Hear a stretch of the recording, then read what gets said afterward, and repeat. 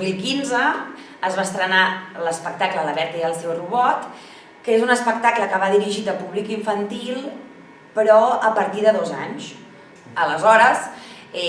anant pensant idees, què podem fer, doncs remenant a casa el que tenia, de cop va trobar un conte molt petit, que es deia En Ricard i el seu robot, que ella llegia als seus fills i explicava quan eren petits i que els agradava molt, i era un conte literal de 5 pàgines i 4 frases, molt curtet, amb una història molt bonica i molt rodona, i a partir d'aquell conte, doncs, la Lídia va començar a desenvolupar aquest guió, i sí que és cert que vam fer molta col·laboració amb els actors, que era el Lluís Garrido, que feia de robot, i jo era la Berta, perquè li vam canviar el nom, vam posar la Berta i el seu robot, i a partir d'assajar i anar construint des d'un guió base que la Lídia havia escrit, el vam anar complementant amb coses que apareixien durant els assajos. Doncs ens basàvem molt, abans ho parlàvem, no? Ens basàvem molt de records que teníem de la nostra infància. Què jugàvem, com jugàvem, o a què juguen ara els nens, perquè tant com la Lídia, el Lluís i jo estàvem en contacte directe amb infants d'aquesta edat, aleshores doncs anàvem agafant aquestes idees per construir el que passaria en aquest espectacle. Jo sempre ho dic, o sigui, fer teatre infantil és del millor que m'ha passat a la vida. A part que t'aporta molta experiència, moltíssima, perquè el món del bolo infantil té una part molt bona i té també una part molt dura, doncs perquè moltes vegades estàs de llevadora i has d'anar a llançar a les 5 del matí, t'has de despertar i ara vés a fer riure a 300 nens i nenes. Però el que t'aporta és molt gratificant veure les reaccions, que a més són genuïnes, perquè sempre diem que els infants no menteixen. Si és divertit, riuran i aplaudiran i no tindran cap tipus de pudor en fer-ho fort i cridar, i això és el millor que poden fer perquè vol dir que se senten lliures i còmodes i segurs en aquest espai. I si no els agrada, doncs també algun però això també és positiu perquè vol dir que estan dintre de la història, i això amb la Berta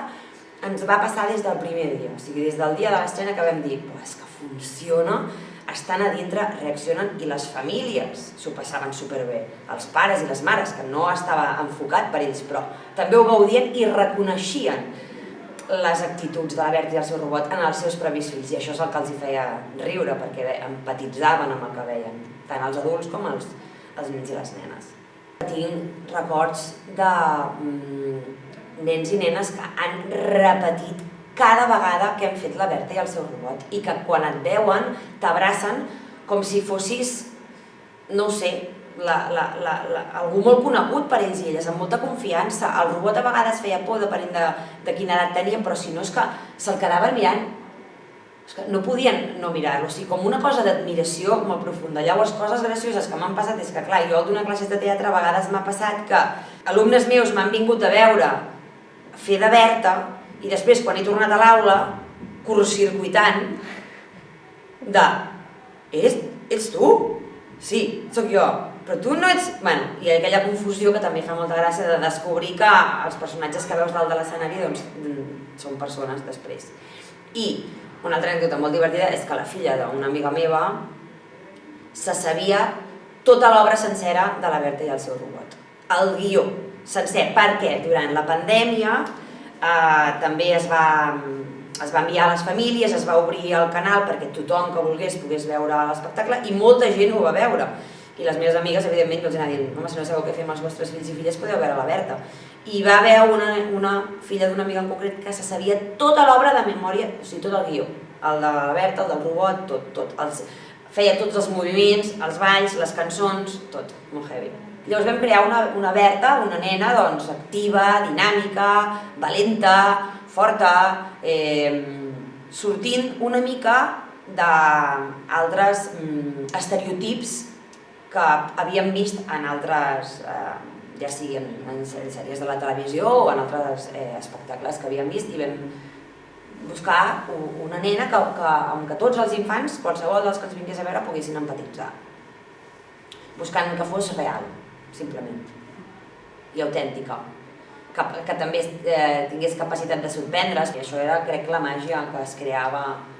que era recíproc, el que jo donava i el que ells ens enviaven. La Berta és una nena que quan passa hores sola a casa seva, a la seva habitació, buscava la forma de divertir-se. I això jo crec que té molta similitud amb la Pipi, no? Que també, el fet de, en aquell moment no hi ha els seus pares, doncs buscar altres formes de passar-ho bé i de gaudir. I això també ho té molt la Berta. I la Berta té molt de mi. Perquè quan els meus pares van venir a veure la Berta van dir, la meva mare va dir, home, ets tu quan tenies aquesta edat, tal qual.